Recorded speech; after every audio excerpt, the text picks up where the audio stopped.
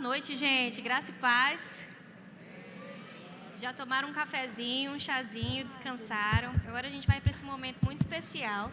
Amém. E para a gente começar, primeiramente, as boas-vindas, né? Tiago Freitas. Willa, vocês já tiveram o privilégio de conhecer. Quem é aluno do Rema? Vários alunos do Rema estão tendo aula com a nossa querida Willa.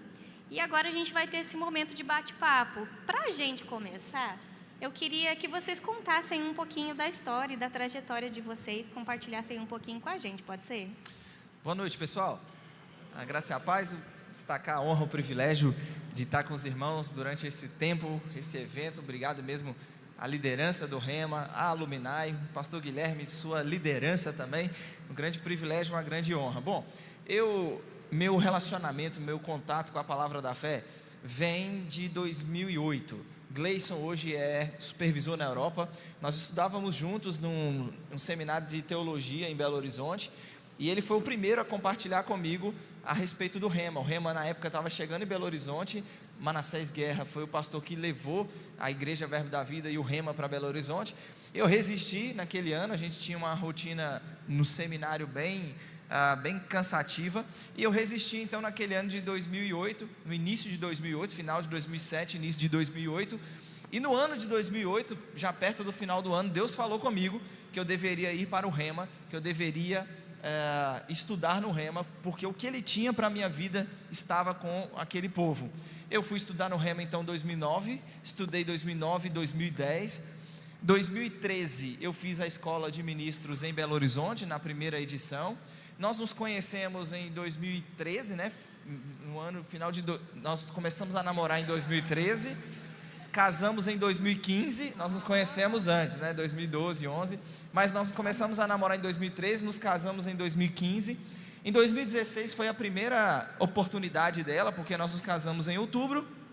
Então, a primeira experiência dela com a conferência de ministros foi no ano seguinte, em setembro, onde ela foi a primeira a ter uma impressão de que nós iríamos para Campina Grande, estar perto da nossa liderança. E ela disse: olha, eu vi claramente você no meio deles, falando da nossa liderança. Ao longo desse tempo trabalhamos em Belo Horizonte com treinamento e formação de novos ministros. E então, em 2023, o apóstolo Guto, o pastor Tiago Borba, que é o pastor da igreja sede, nos convidou para morar em Campina Grande e trabalhar no centro de operações. Início do ano passado nos mudamos para Campina Grande e estamos servindo ao Senhor ali no centro de operações. Nós trabalhamos na coordenação doutrinária, junto com o nosso coordenador é Fernando e Miriam Leal, e estamos crescendo no Senhor. Eu sou natural do interior do Espírito Santo, fui para Belo Horizonte em 2011 fazer seminário, aí fiz seminário 11 e 12, conheci o Rema em 2012, por causa de um amigo nosso em comum. O meu amigo tinha formado nesse seminário, estava fazendo o Rema. Aí entendi da parte do Senhor, que o Senhor queria que eu fizesse o Rema também. Aí fiz o Rema 13 e 14, comecei a trabalhar na escola, servi ao Senhor no acadêmico, durante muitos anos na escola. Depois, em 2019, fiz a escola de ministros e comecei a dar aula em 2021. E aí, nesse tempo, nós também servíamos a nossa igreja local, fazendo o mesmo treinamento e levantamento de novos ministros e professores do Rema. Amém, amém. Para nós é uma grande honra, um grande privilégio ter vocês aqui conosco. E a gente quer sugar um pouquinho do conhecimento de vocês a respeito desse nosso tema, né? Fim dos tempos. E para começar então o bate-papo sobre esse assunto, a gente sabe que Israel está envolvido, né, em toda a Bíblia, mas ele tem um papel especial ali para o fim dos tempos. Vocês podem comentar um pouquinho sobre qual é o papel de Israel nesse período do fim dos tempos? Bom, eu acho que Romanos 11 resume bem o papel de Israel no que diz respeito às profecias. O apóstolo Paulo deixa claro em Romanos 11 que Israel, como um ramo natural, foi arrancado por causa da sua incredulidade. Eles rejeitam Jesus na primeira vinda, e como consequência dessa rejeição, o apóstolo Paulo diz que como ramos naturais foram arrancados. Nós, oliveira brava, contra a natureza estamos enxertados. Paulo diz que nós devemos não nos ensoberbecermos, mas temermos, porque se Deus não poupou os ramos naturais, Ele também não nos poupará. Então no verso 25 ele diz: não quero que vocês ignoreis este mistério, para que não sejais presumidos em vós mesmos, que veio endurecimento em parte a Israel, até que haja entrado a plenitude dos gentios. Aí ele diz: e assim todo Israel será salvo, como está escrito: virá de Sião o libertador, ele apartará de Jacó as suas impiedades. Esta é a aliança quando eu tirar os seus pecados. Quanto ao evangelho, são eles inimigos por vossa causa, quanto porém à eleição, amados por causa dos patriarcas, porque os dons e a vocação de Deus são irrevogáveis. Então, pensando num cenário futuro, Israel hoje, como ramo natural, está arrancado, rejeitado, porque rejeitou o Messias na primeira vinda. Os gentios, e Paulo diz que até que haja entrado a plenitude dos gentios, Deus voltará a tratar com Israel. Olha o plano de Deus como é maravilhoso. O que Paulo está dizendo em Romanos 11 é que a porta do reino está escancarada para os não-judeus, para os gentios, e que haverá um tempo em que Israel vai ser enxertado de novo, porque eles não vão permanecer na incredulidade. Por amor aos patriarcas, Deus fez alianças. Quando se lembram do chamado para com Abraão? Então Deus chama Abraão, faz promessas. Os pactos que são feitos com os patriarcas, é tudo baseado na aliança que Deus fez com Abraão. Então o que Paulo está mostrando é que aquela geração na primeira vinda de Jesus que rejeita o Salvador, a rejeição daquela geração não anulou o que Deus prometeu aos patriarcas. Então é por isso que você vê Israel todos os dias praticamente na televisão. O que está acontecendo? A tensão com os países ao redor de Israel, que são os mesmos inimigos hoje, os mesmos inimigos bíblicos hoje, com nomes diferentes, mas são os mesmos inimigos. Então toda essa tensão, ela vai alcançar escaladas ainda maiores durante o período tribulacional, onde a Bíblia deixa claro que o anticristo, ele vai ter como um propósito eliminar Israel, eliminar os judeus, mas a Bíblia garante que eles estarão angustiados e se voltarão em arrependimento para o Senhor. Oséias capítulo 5, os versos 14, capítulo 6, 1 e 2, o profeta, ele profetizou deixando claro, dizendo, porque para Efraim serei como um leão e como um leãozinho para a casa de Judá. Eu mesmo os despedaçarei e me embora, arrebatá-los-ei e não haverá quem os livre. A condição atual de Israel por causa da rejeição. Aí o texto diz assim: estando eles angustiados, cedo me buscarão dizendo, vinde tornemos para o Senhor, porque ele nos despedaçou e nos sarará, fez a ferida e a ligará. Então Oséias está deixando claro uma profecia de que esse Israel angustiado, porque vai se ver encurralado pelo anticristo, eles se voltarão em arrependimento para o Senhor. Zacarias capítulo 12 também fala sobre isso. Zacarias 12 verso 10 diz que olharão para aquele a quem transpassaram e vão prantear sobre ele. Então Israel tem esse papel central no que diz respeito aos últimos dias, porque as alianças e os pactos feitos com os patriarcas não foram anulados. Por amor aos patriarcas, essas alianças e pactos com Israel experimentará o cumprimento. Para nós, a igreja, o destino da igreja é completamente diferente do destino que Israel vai experimentar. A igreja, como o Willa falou, nós vamos experimentar o arrebatamento, encontro com o Senhor nos ares, tribunal de Cristo, as bodas do Cordeiro. Sobre a terra, tribulação, que também é chamada de hora da angústia de Jacó, em Jeremias capítulo 30, verso 7. Israel, a tribulação é um período de juízo divino. Acredito que também tem uma pergunta relacionada a isso aí na lista, né? Então esse período de tribulação está intimamente relacionado a Israel também, mas que no final da tribulação eles se voltam em arrependimento para o Senhor. Na segunda vinda, o Senhor vai estabelecer o milênio, que vai ser para Israel e para as nações um período de restauração. E tu comentou sobre a tribulação, né? E às vezes pode surgir a dúvida do que é essa tribulação. E muito se tem falado de especulações. Nós já estamos na tribulação? Ou ainda vai chegar o momento da tribulação? Qual é a visão de vocês sobre isso? Quer falar? Bom, geralmente nós chamamos de tribulação, mas a Bíblia usa diferentes termos para descrever esse período. A Bíblia fala da hora da angústia, a Bíblia fala da hora da provação, a Bíblia fala do dia do Senhor. A Bíblia também chama de tribulação, como Jesus chamou em Mateus 24, 21, um período de grande tribulação, qual nunca houve desde que houve nação. Esse período de tribulação vai ser um período que será marcado pela manifestação da ira de Deus e do Cordeiro sobre a terra. Em Apocalipse capítulo 6, quando o sexto selo está sendo aberto, a Bíblia diz que os ricos, os grandes, os comandantes, os poderosos dirão aos penhascos, aos montes e aos rochedos: caí sobre nós e escondei-nos da face daquele que se assenta no trono e da ira do Cordeiro, porque chegou o grande dia da ira deles.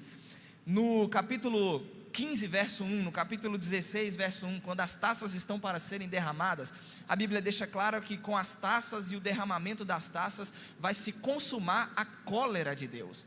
Então, o período da tribulação vai ser um período de manifestação, de juízo, da ira de Deus e do Cordeiro sobre a terra. Tessalonicenses, Paulo diz que é sobre aqueles que não acolheram o amor da verdade para serem salvos. 2 Tessalonicenses 2, de 8 em diante. 1 Tessalonicenses 5, 9 e 10, Paulo diz que Deus não nos destinou para a ira, mas para alcançar a salvação. Apocalipse 3, verso 10 diz que aqueles que guardarem a palavra da perseverança, o Senhor vai guardar da hora da provação que há de vir sobre o mundo inteiro. Então a Bíblia deixa claro que esse período vai ser um período de juízo sobre a terra. Um padrão que se repete na Escritura. Eu acho que eu já vou responder outra pergunta aqui. Vamos passar pela tribulação? Nós do Verbo da Vida entendemos que não vamos passar pela tribulação. Nós não seremos julgados na tribulação, por algumas razões. Número 1, a tribulação é um período de juízo e de ira divina sobre a terra. Amém, pessoal? Todas as vezes na Bíblia em que Deus vai julgar o mundo dos ímpios, Ele preserva os justos. Quando Ele julga o mundo em Noé, Ele preserva Noé. Quando Ele julga Sodoma e Gomorra, Ele tira Ló de Sodoma e Gomorra antes do fogo vir do céu e destruir a cidade. No período da tribulação não vai ser diferente. A igreja vai ser arrebatada. Por quê? Porque a Bíblia deixa claro, 1 Tessalonicenses 5,9, Deus não nos destinou para a ira, mas para alcançar a salvação.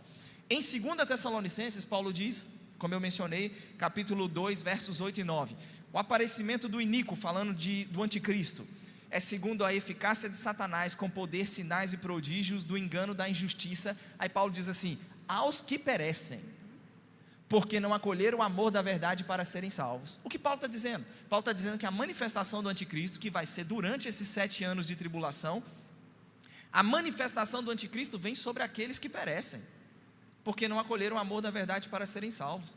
No versículo 11 ou 12, se eu não me engano, ele diz: é por esse motivo que Deus lhes manda a operação do erro, para darem crédito à verdade, a fim de serem julgados todos quantos não deram crédito à verdade e deleitaram-se com a injustiça. Aí diz: mas vós, irmãos, falando para os crentes, Deus vos escolheu desde o princípio para a salvação, pela santificação do Espírito. Então a Bíblia deixa claro, e no nosso entendimento é claro, que os crentes não serão julgados na tribulação, porque ela diz respeito a um período de ira, de juízo de Deus sobre a terra. Amém. Então, se nós não passaremos pela tribulação, nós como cristãos, né, nós seremos arrebatados, né? Então, um dos questionamentos era: a igreja ela vai ser arrebatada antes, no meio ou depois da tribulação? Acredito que tenha ficado claro a respeito disso. Um outro questionamento que às vezes as pessoas têm é: as pessoas que são boas, né, têm um bom comportamento, né, têm valores na sua vida, mas não são cristãs, elas vão ser arrebatadas também ou elas vão ficar por aqui? Bom, a salvação não é pelas obras, não é pela performance humana, a salvação é pela graça. Amém? A Bíblia deixa claro que, a Willa acabou de mencionar isso, né? Quando o assunto é salvação, a Bíblia diz não para as obras, a performance, né? Então não tem nada a ver com o ser humano, tem a ver com ele ser bom, tem a ver com ele ter depositado a sua fé em Jesus e ter Jesus como seu Senhor. As obras é uma evidência, é um fruto, é a manifestação, é a transformação de vida que resulta da confiança em Jesus Cristo, do senhorio de Jesus Cristo sobre a vida de uma pessoa. Então é o fato de se crer em Jesus e de se entender que a salvação é pela graça, entender que é Ele que foi o nosso substituto, que foi entregue pelas nossas transgressões, que foi julgado e punido no nosso lugar. Então é a fé nisso que salva o homem. É importante lembrar que às vezes as pessoas têm aquele conceito de que isso seria injusto. Mas as pessoas são tão boas, seria injusto elas não serem salvas. São pessoas de bem. Só que a questão não é que é injusto. O homem tinha uma dívida para com Deus. O pecado fez separação entre o homem e Deus. Então, o homem, o pecador, ele não pode se achegar diante de Deus, porque ele está morto espiritualmente. Ele não pode ter a vida com Deus, ele não pode estar junto com Deus.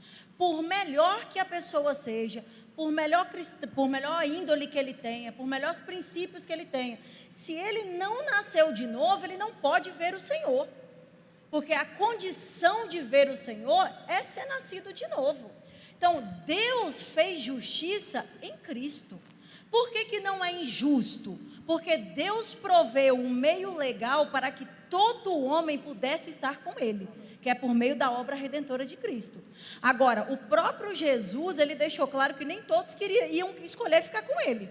E João deixa isso muito claro em João 3. Ele fala no verso 16, que Deus amou o mundo de tal maneira, para que todos aqueles que nele crêem não pereçam, mas tenham a vida eterna. Ele vai dizer que o Filho não veio para condenar o mundo, não veio para julgar o mundo, mas para que a salvação fosse por meio dele. Aí ele vai dizer, quem crê no Filho tem a vida eterna. Quem não crê já está condenado. A luz veio ao mundo, mas as pessoas amaram mais as trevas, porque as suas obras eram más. Então a questão não é que, mas fulano é tão bom, seria injusto ele não ser salvo, porque é uma pessoa maravilhosa. Mas a salvação não é porque a gente é bom ou ruim. A salvação é pelo aquilo que Deus fez em Cristo e a nossa fé em Cristo. Deus em Cristo, pelo seu grande amor, Ele ofereceu salvação para todos. Agora, a condição do homem que escolhe se vai se render a essa graça ou se vai querer continuar vivendo a sua vida como ele acha que é melhor. Então, para estar diante do Senhor, precisa ser nascido de novo. Porque a pessoa que não nasceu de novo, a pessoa que tem a natureza pecaminosa, ela não pode chegar a ver o Senhor. Por isso que, por melhor que ela seja, se ela não nasceu de novo, ela não será arrebatada, junto com a igreja. O arrebatamento é para a igreja, a noiva de Cristo, os salvos. Glória a Deus porque somos salvos, porque Cristo já veio, já Amém. Morreu, ressuscitou e nossa dívida está paga e nós estaremos com Ele. Aleluia. Amém? E esse mesmo Cristo, Ele vai voltar, né, de acordo com as profecias. E como é que vai ser essa volta de Cristo? E tem como a gente prever? Vai ser em tal ano, já que o dia a gente não sabe, tem como a gente fazer uma previsão assim de pelo menos quando? Como é que vai ser e quando vai ser isso? Dá para prever? Bom, se você pensar no que o texto bíblico diz, Hebreus 10, 37, ainda dentro de pouco tempo aquele que vem virá e não tardará.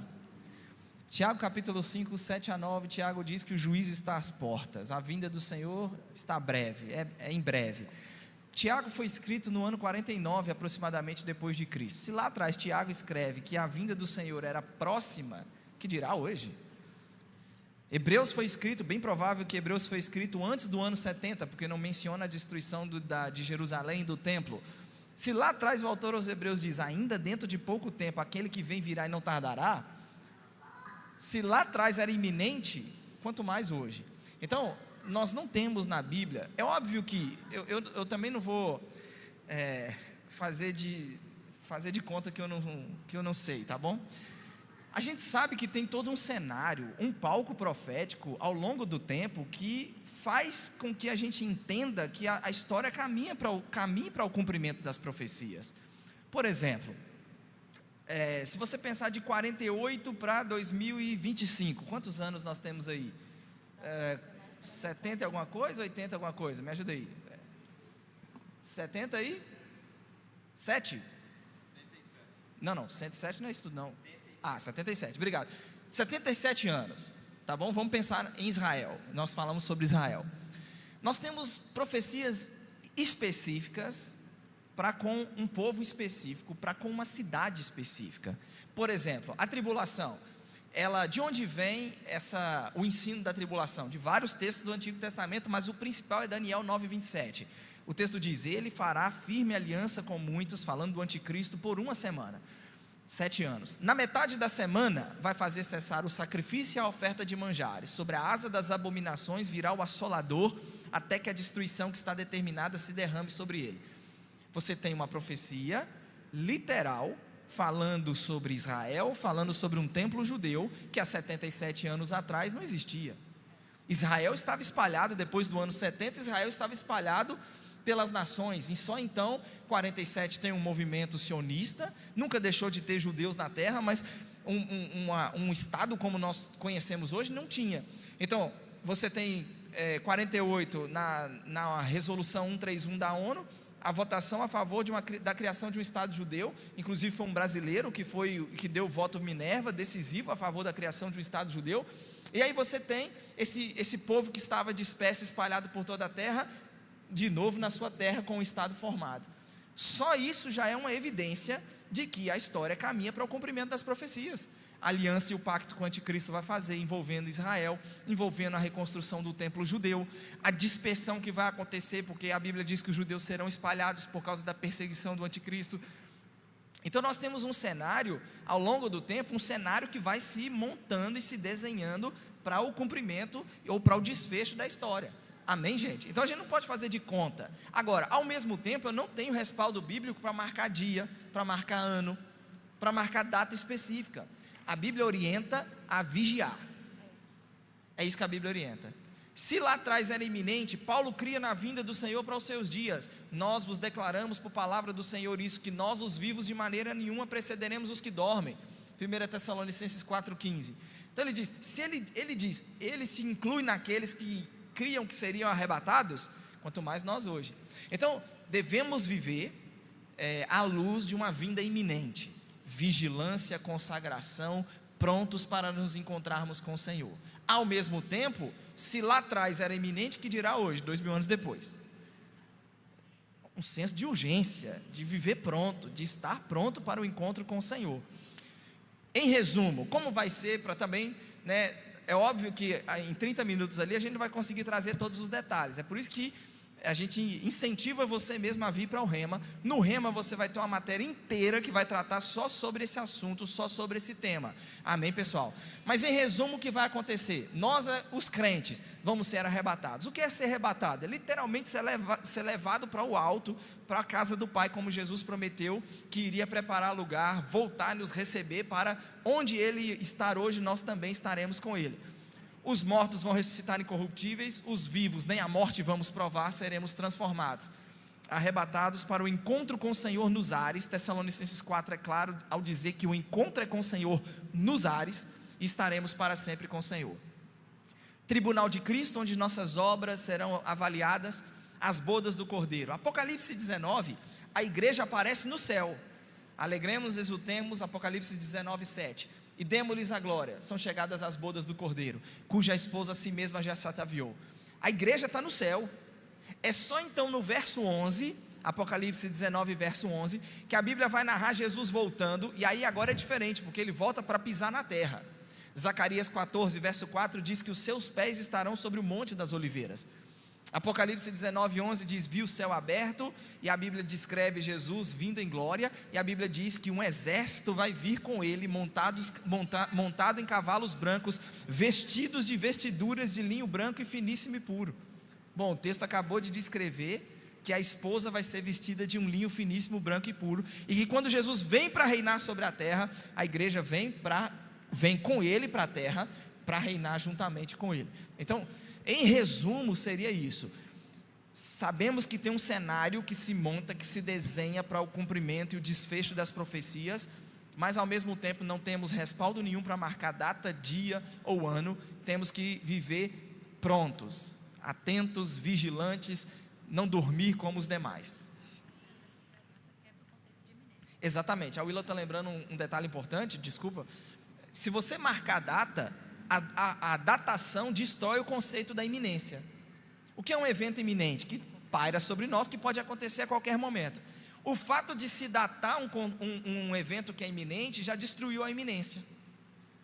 Então o arrebatamento da igreja é iminente. Ok, gente? A segunda vinda, quando Jesus vai pisar na terra com a igreja, é só depois da tribulação. Mateus 24, 29, logo em seguida a tribulação, Jesus volta, e o Apocalipse deixa claro que você une esses textos, ok? Apocalipse deixa claro que Jesus voltará com a igreja para a terra. Os sinais, eles são inegáveis, né? A gente consegue ver cenários se montando, né? E muitos utilizam, né, essa visão de que a pandemia foi um sinal, as guerras que tem tido também são sinais, mas em contrapartida tem aqueles que falam, mas já tivemos outras pandemias, já tivemos outras guerras ainda piores, né? E vem com o argumento de que a gente não pode usar isso como sinal. E além disso, né, como que a gente pode então dizer que esses últimos eventos, pandemia, guerras, eles são sinais? E puxando outro gancho, avanço tecnológico e inteligência artificial, a gente pode dizer que tem alguma relação com o fim dos tempos? Olha, eu concordo que eu sou muito cuidadoso, tá bom? Eu tento ser o mais bíblico possível. Mateus 24, 21, Jesus diz que haverá um período de tribulação, o qual nunca houve, e não haverá um período igual. Então, daí já se entende que a tribulação vai ser um período único sobre a terra, que não houve um período igual e não haverá outro. Então, eu não posso dizer que o que está acontecendo hoje é profecia. Eu não entendo dessa forma e não enxergo respaldo bíblico para isso. Eu tenho um respaldo bíblico de que, desde que o homem caiu no Éden, tem guerra, tem fome, tem terremoto, tem morte, tem praga. Vai pesquisar a história da igreja, teve outras, mas o período da tribulação, aí sim, meu amigo, vai ser um período. Agora imagina tudo isso que aconteceu concentrado num período de 7 anos, com uma intensidade nunca antes vista. É como Jesus descreveu o período da tribulação. Avanço tecnológico, irmão, o homem está avançando sempre, ok? Lá atrás não se tinha automóvel, hoje a gente tem automóvel. Lá atrás não tinha avião, hoje tem avião. Então isso vai continuar, e a inteligência artificial e o que nós temos visto vai continuar a avançar, e avançar de forma rápida, ok? E eu sei que surgem dúvidas de que forma se relaciona com a marca da besta, tá bom? Eu sei que não chegou a pergunta, mas depois, antes que alguém venha perguntar, eu já vou tentar me antecipar e responder. O que vai ser a marca da besta? Mais uma vez a gente tem um histórico dos crentes alarmados, né? Na minha época era o chip. Não, um pouquinho antes era o código de barra. Quem é dessa época aí? Quem lembra? Quando surgiu o código de barra, a turma desesperada, é a marca da besta, é a marca da besta. Aí viram que não era. Depois o chip, é a marca da besta, é a marca da besta. Então, sempre vai ter, né, algo novo surgindo, alarmando os crentes. Mas quando o Apocalipse descreve a marca da besta, Apocalipse capítulo 13, a partir do verso 16, a Bíblia diz que a besta vai estabelecer uma marca, o anticristo, vai estabelecer uma marca para que ninguém possa comprar ou vender, senão aquele que tiver a marca da besta, com o nome da besta e o número do seu nome. Então perceba que o texto é claro, é quando o anticristo tiver ou se manifestar, ele vai estabelecer uma marca, ninguém vai poder comprar ou vender, senão aquele que tiver a marca com o nome da besta e o número do seu nome. Então, o anticristo já se manifestou? Não. Estamos na tribulação? Não. Então nada que surgir antes disso é a marca da besta, uma vez que é a marca que o anticristo vai estabelecer. Amém, gente? Está claro? Claro. Estaremos com o Senhor nos ares. Amém, amém. Outros 2 eventos que às vezes surgem dúvidas é a respeito do juízo final e tribunal de Cristo, né? O que é cada um? Qual a diferença e quando vai acontecer? Então, o juízo final, a Bíblia descreve como o juízo do trono branco, que vai acontecer após o milênio, onde todos os ímpios, aqueles que não tiveram o seu nome escrito no livro da Bíblia, no livro da vida, perdão, a Bíblia descreve isso em Apocalipse capítulo 20, a partir do verso 10. Então, aqueles que não tiveram o seu nome escrito no livro da vida, serão lançados no lago que arde com fogo e enxofre. Essa palavra grega é gena. Então, as pessoas, os ímpios, no juízo do trono branco, após o milênio, os ímpios serão ressuscitados, eles com seu corpo, eles serão lançados no lago que arde com fogo e enxofre, onde já vai estar o anticristo, o falso profeta e Satanás. Então, Satanás não mora no inferno. Apocalipse 20 diz que ele será lançado para lá. Hoje, a Bíblia diz que ele é o Deus desse século, o príncipe da potestade do ar. Então, ele não tem um trono no inferno. Ele será lançado para lá depois do julgamento dele. Satanás vai ser julgado e lançado no lago que arde com fogo e enxofre. Apocalipse 20 diz isso. E aqueles que não tiveram o seu nome escrito no livro da vida, eles também serão julgados pelas suas obras e serão lançados no lago que arde com fogo e enxofre. Esse será o juízo do trono branco, porque eles não acolheram o amor da verdade. Eles não quiseram Deus. Deus não criou o inferno, não criou o homem para ir para o inferno. O inferno foi criado para o diabo e seus anjos. O homem vai para lá porque está abraçado no pecado, porque não acolheu o amor da verdade. Deus vai punir o mal, mas quem pratica o mal é quem? O homem. Porque ao invés de porque não escolheu o evangelho, não escolheu a Cristo, escolheu a sua própria vida. Então, por ele estar vivendo uma vida de pecado, por melhor que ele seja, se ele não crê em Cristo, ele será lançado no lago que arde com fogo e enxofre. Por isso repousa sobre nós a pregação do evangelho. Porque crer é individual, mas cabe a nós levar essa palavra para o maior número de pessoas possíveis, para que eles possam ter a chance de se arrepender e ser livres daquele lugar. Então, o juízo final, o juízo do trono branco, é para os ímpios e vai acontecer após o milênio. Acabou a tribulação, Jesus voltou na terra com a igreja. Graças a Deus, vou até aprender a montar cavalo para poder vir no cavalo junto com Jesus. Quando a igreja voltar, vai dar-se início, vai ter o julgamento do anticristo, onde Jesus vai derrotar o anticristo e o seu exército, e vai dar-se início ao milênio. Porque como o Tiago disse, a promessa que Deus fez aos patriarcas, do descendente de Davi reinar sobre Israel, vai acontecer.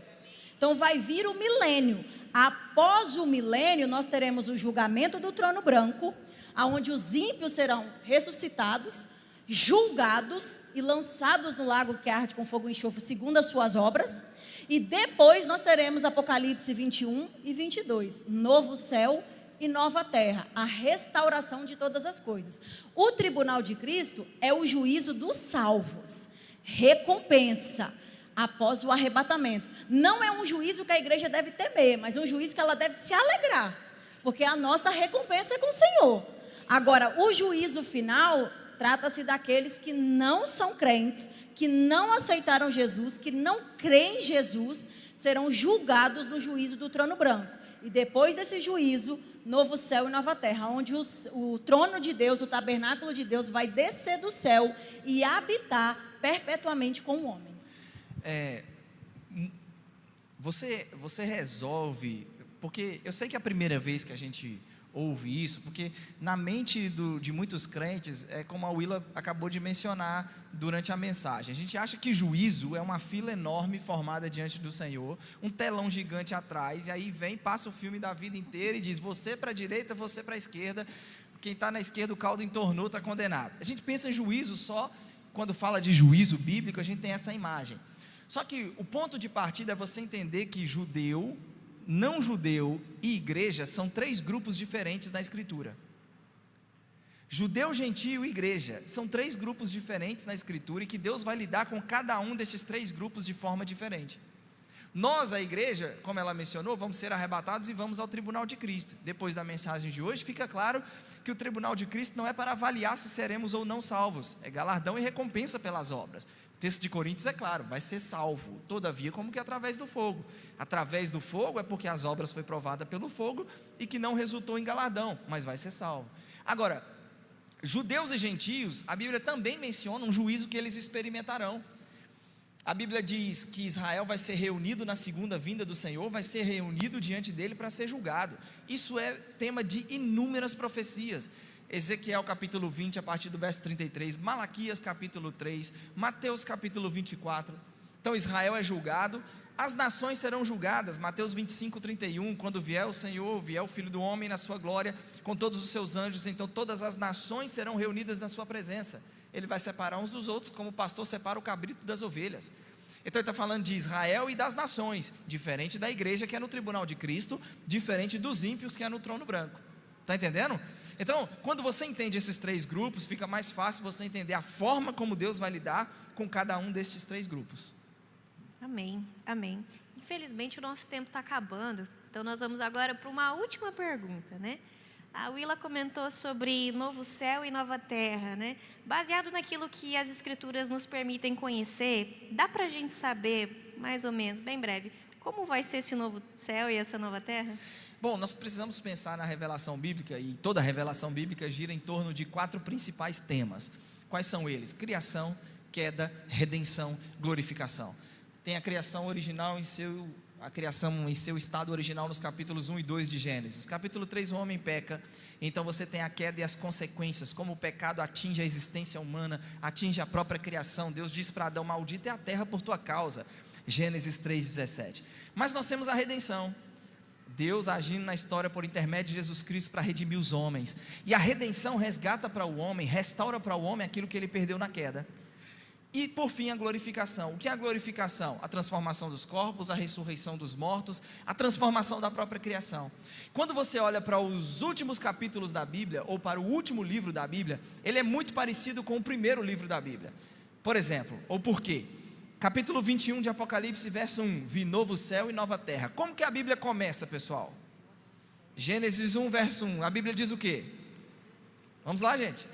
No princípio criou Deus céus e terra. Aí o Apocalipse 21 diz: vi novo céu e nova terra. O que Deus está fazendo? Deus está levando o homem para o seu estado e condições originais. Por que o último livro da Bíblia é muito parecido com o primeiro livro da Bíblia? Por quê? Porque a redenção restaura para o homem o que ele perdeu na queda.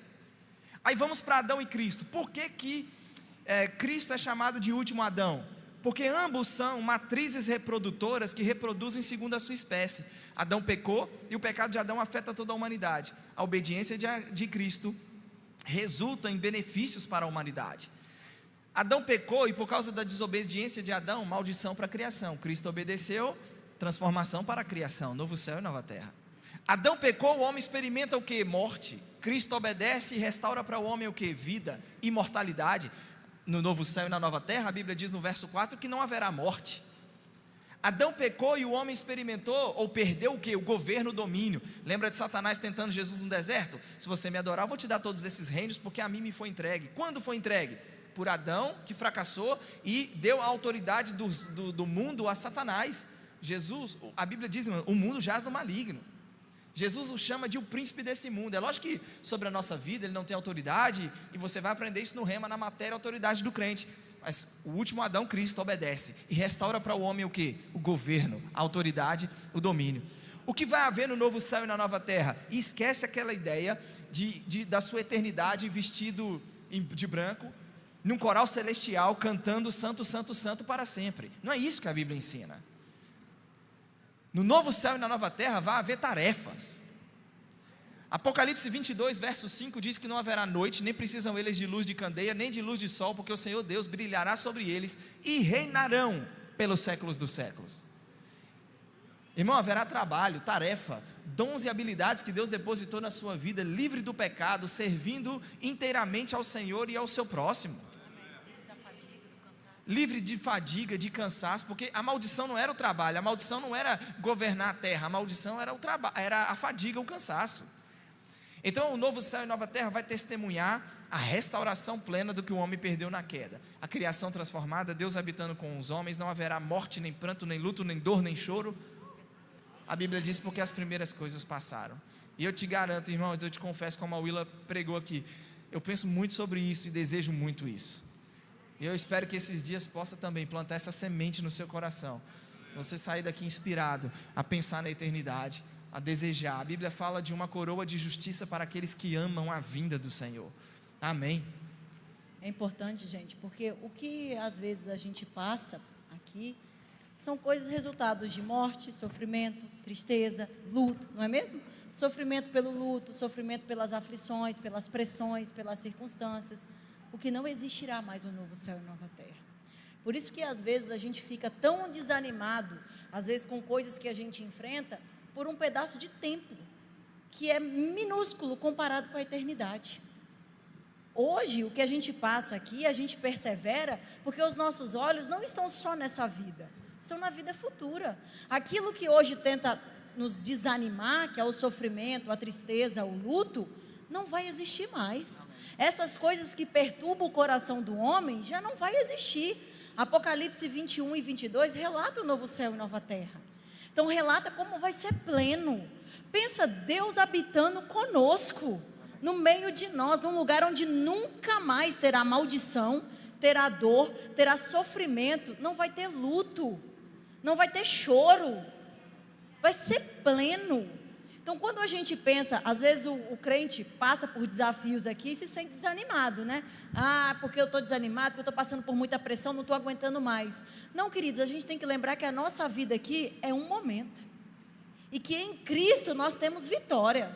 Nós temos paz e alegria para passar por toda e qualquer situação. Porque em Cristo nós somos vitoriosos. E lá na frente, na eternidade, isso que perturba o coração de tantos crentes, já não existirá mais. Por quê? Porque faz parte dessa criação, não fará parte da nova. Então tudo será feito novo. Por isso que nós temos uma bendita esperança. E nos dias de tristeza, nos dias de luto, de sofrimento, de pressão, é nisso que a gente tem que lembrar. É aí que está o nosso foco e o nosso coração. O que eu estou vivendo agora é momentâneo, mas o meu coração está na minha bendita esperança. O que eu estou vivendo agora vai passar, mas lá na eternidade, isso que está me afligindo nunca mais será visto. Por isso que nós aguardamos esse dia glorioso. Amém? Amém. O nosso tempo acabou, mas foi muito bom, né, gente? Foi muito bom. A gente quer agradecer mesmo por todos os esclarecimentos de vocês. A gente tem, às vezes, o costume de pensar muito no nosso tempo natural aqui e de se esquecer a respeito daquilo que ainda vai vir a acontecer sobre nós cristãos. E é muito bom e muito importante nós sermos fortalecidos nessas verdades, porque diz respeito ao nosso futuro. Crente não precisa ter medo do fim dos tempos. Essas são palavras de esperança para nós. Amém? Então, muito obrigada, casal, né, Willa e Tiago, por todos esses esclarecimentos. Amém. Amém? Pessoal, muito obrigado pela paciência de vocês e principalmente por atender esse convite aos pastores aqui presentes. É uma grande honra tê-los aqui e poder, de alguma forma, né, apresentar a vocês o Rema, o que nós pensamos, o que nós cremos. Nosso interesse, nosso desejo é servi-los. Essa escola existe para servir mesmo ao corpo de Cristo. E você que está aqui que ainda não fez o Rema é para você. Você pensa, 2 anos, pensa nesse tempo que nós tivemos aqui. Imagina segunda, quarta e sexta você com palavra na sua veia, crescendo e avançando no Senhor. Então o Rema é para você, não perca essa oportunidade. Muito obrigado, pessoal. Obrigado pelo seu coração aberto para um sábado à noite estar aqui para aprender mais do Senhor e receber dele. Aos pastores que estão aqui, muito obrigado pela sua presença. Nós somos uma grande família. Nós pertencemos ao mesmo reino e ao mesmo rei. Então nós somos uma grande família. É muito bom poder tê-los aqui, ter a presença de vocês, construir mesmo esse vínculo, porque nós pertencemos ao mesmo Pai e queremos caminhar juntos. Porque na unidade sempre vai ter crescimento, sempre vai ter bênçãos do Senhor. Muito obrigado, Dalila e Guilherme, Daniel e Isa, pelo convite, pelo carinho. É uma honra estar com vocês. E aos meus alunos, até segunda. Muito obrigado, pessoal.